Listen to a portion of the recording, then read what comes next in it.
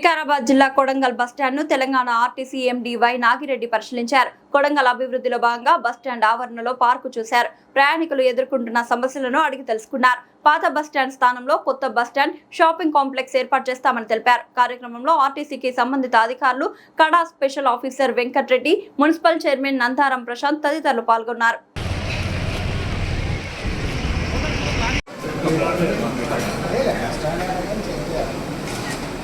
నీట్గా ఉంటే చాలు.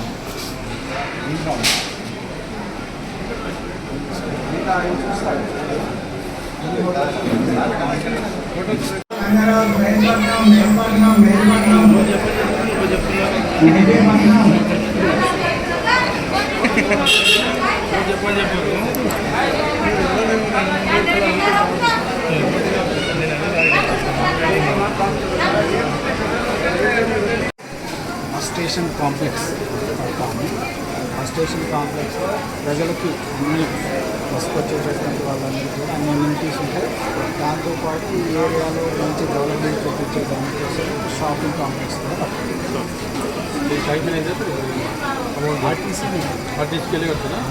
చాలా రోజులు